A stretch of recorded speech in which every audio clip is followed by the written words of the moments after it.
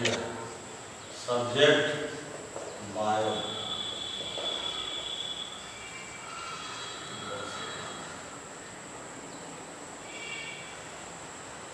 जीवों का वर्गीकरण, क्लासिफिकेशन ऑफ लिविंग ऑर्गेनिज्म।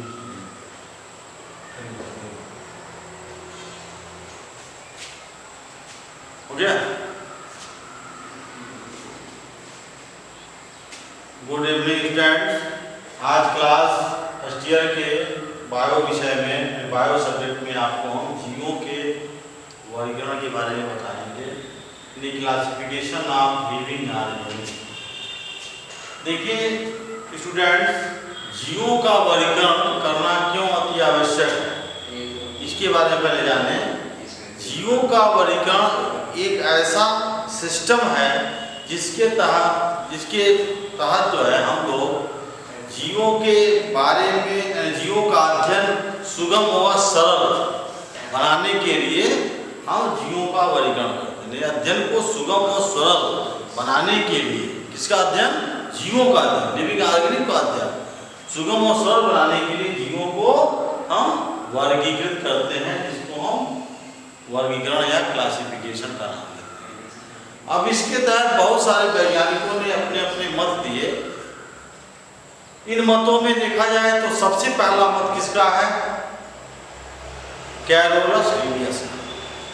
नाम बात करते हैं साइंटिस्ट का, कैरोलस लिनियस। ये कैरोलस लिनियस जो थे कहाँ के रहने वाले थे? स्वीडन देश। ये स्वीडन देश के रहने वाले थे और इन्होंने काम क्या किया? जीवों को क्लासिफाइड किया है ना। इस आधार पर इनका नाम हम देते हैं। अब इन्होंने जीवों को क्लासिफाइड कैसे किया?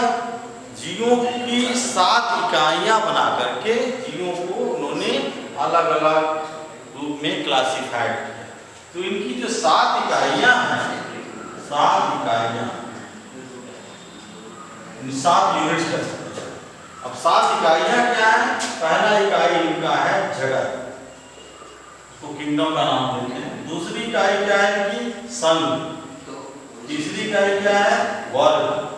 चौथी इकाई क्या है? गण। पांचवी कुल। छठी वंश और सातवीं जाति। यानी आप कह सकते हैं कि इन इकाइयों में सबसे छोटी इकाई किसकी है? जाति। और सबसे बड़ी इकाई क्या है? इस संघ को माना जाता है। जगत तो कॉमन है, जगत में 2 ही जीव आते हैं, प्राणी और पादप। इसको कॉमन ले लिया गया, लेकिन सबसे बड़ी इकाई संघ को माना गया, फाइलम को।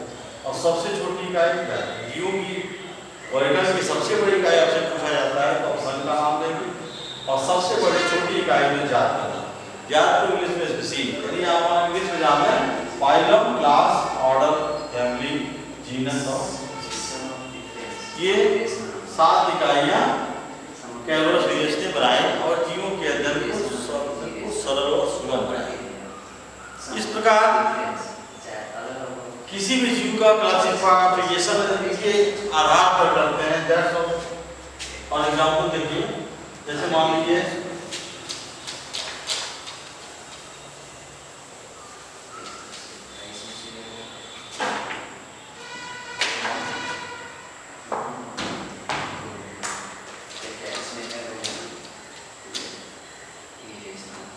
मानव की बात करते हैं।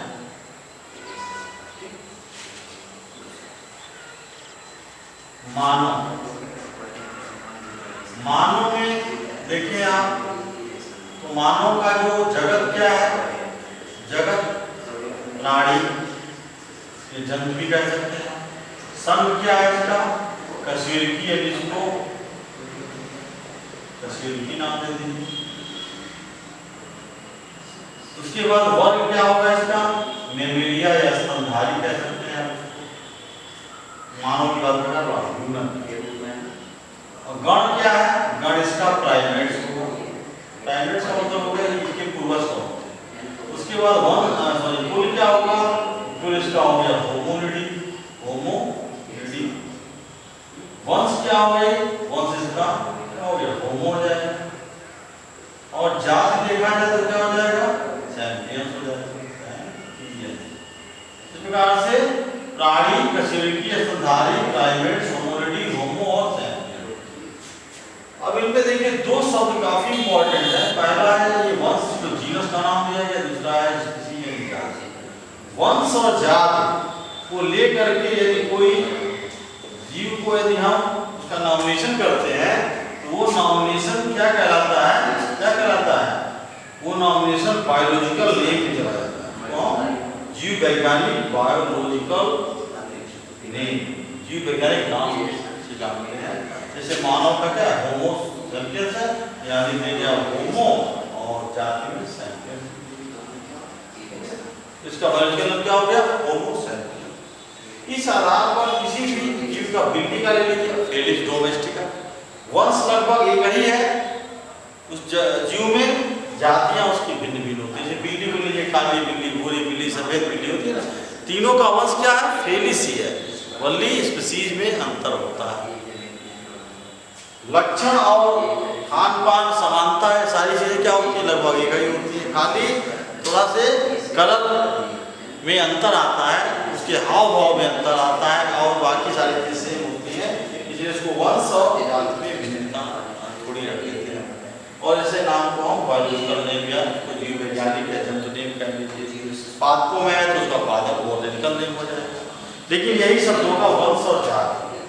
वंश का पहला लेटर क्या होता है, कैपिटल होता है, और जाति का पहला लेटर क्या होता है, स्मॉल होता है। तो इसी से इसको हम क्या करते हैं, रिप्रेजेंट करते हैं। किसी भी नाम को हम बायोलॉजिकल में लिखते हैं जंतु का, तो उसका पहला लेटर इंग्लिश में लिखा जाता है कैपिटल, और जाति का पहला लेटर स्मॉल होता है। इस प्रकार से इसको बायोलॉजिकल नेम हम।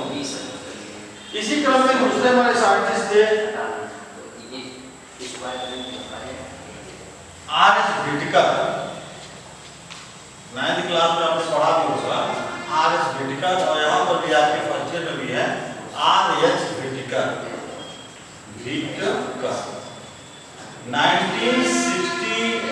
1969 ये 1969 में इन्होंने क्या किया था, जीवों का क्लासिफिकेशन किया था। क्लासिफिकेशन क्या किया था, उन्होंने 7 इकाइयों के तहत जीवों को वर्गीकृत किया था। इन्होंने क्या किया था, 5 जगत बनाकर जीवों को क्लासिफाइड किया। जगत नंबर 1 जो है ये है मोनेरा, मोनेरा। जगत नंबर 2 को लेते हैं, जगत नंबर 2 क्या है, प्रोटिस्टा, प्रोटिस्टा। जगत नंबर 3 को देखिए तो क्या हो जाएगा, फंजाई, फंजाई या कवक। जगत नंबर 4 क्या हो जाएगा, प्लांटी, प्लांटी में क्या होता है, पादप। और जगत नंबर 5 को देखा जाए ये हो जाएगा इनिमीडिया या जंतु गतिविधि, मीडिया, मीडी या जंतु। अब यहाँ पर देखिए इस मोनेरा में क्या किया उन्होंने, मोनेरा को 2 भागों में डिवाइड किया। इसने आर.एस. व्हिटेकर। पहला आर्की बैक्टीरिया या यू बैक्टीरिया के लिए, सॉरी आर्की बैक्टीरिया के लिए आर्की बैक्टीरिया, और दूसरा है यू बैक्टीरिया। मोनेरा को उन्होंने क्या किया, 2 भागों में डिवाइड कर दिया, आर्की बैक्टीरिया और दूसरा है। अब इस मोनेरा के अंदर के कौन से जीव आते हैं, सूक्ष्म जीव आएंगे, माइक्रो, जो हमारे नाखूनों से मत दिखे, जैसे बैक्टीरिया है या कुछ ऐसे सूक्ष्म माइक्रोप्लाज्म है, कुछ ऐसे प्लाज्मोडियम है जो हमारे मोनेरा के अंतर्गत आते हैं। उसमें उनको 2 भागों में 2 कैटेगरी बनाई गई, आर्की बैक्टीरिया। अब प्रोटिस्टा के साथ देखा जाए तो प्रोटिस्टा में उन्होंने 5 पार्ट बनाए। पहला उन्होंने बनाया क्राइसोफाइटा, दूसरा उन्होंने बताया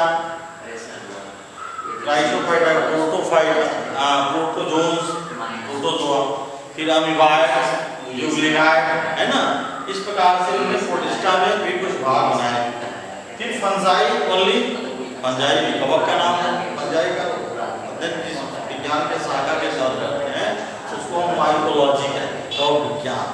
तो जितने भी कवक हैं उनका अध्ययन हम कवक विज्ञान के तहत करते हैं। प्लांटिंग के अंतर्गत सभी पादप जो छोटे बड़े ग्रीनवर्गीय और उच्चवर्गीय सभी प्लांटिंग के तहत आते हैं। और एनिमीडिया में तो जनरली जो है सारे जीव जंतु ही आ जाते हैं।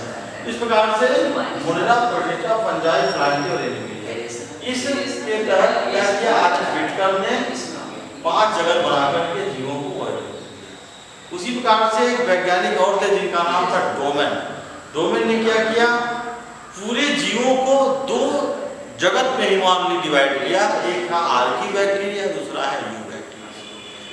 यानी आर्की बैक्टीरिया यू बैक्टीरिया को डिवाइड कर दिया। अब आर्की बैक्टीरिया में कौन से जीव आ जाएंगे, सूक्ष्मजीव से। यू बैक्टीरिया में जितने भी बड़े जीव जंतु पेड़ पौधे सभी यू बैक्टीरिया। इस प्रकार से आर्की बैक्टीरिया और यू बैक्टीरिया के तहत क्या किया उन्होंने, डोमेन ने डिवाइड कर दिया। उसी प्रकार से कार्ल लुईस जो हमारे साइंटिस्ट थे, उन्होंने भी 3 भागों में डिवाइड किया जीवों को, आर्की बैक्टीरिया, यू बैक्टीरिया और दूसरे हैं हमारे एनिमीडिया। ऐसे जीवों को लेकर के 3 भागों में डिवाइड कर। सबसे बेस्ट जो है साइंटिस्ट हमारे रहे कौन, आर.एच. व्हिटकर और दूसरे नंबर पर कैरोलस, जिन्होंने जीवों को एक सिस्टम के तहत डिवाइड करके जीवों की क्लासिफिकेशन को सुगम और सरल बनाया। इसलिए इन 2 वैज्ञानिकों का नाम हम बराबर किताबों में देखते हैं। तो यहाँ तक आप बात समझ रहे होंगे, क्लियर है। यानी दूसरा लेसन जो आपके फर्स्ट ईयर में दिया हुआ है जीवों का classification, classification of living organism, उसी के बारे में आपको आज यहाँ बताया गया है। पहला आपको बताया कैरोलस लिनियस और दूसरा जो थे आर.एच. व्हिटकर। कैरोलस लिनियस में उन्होंने बताया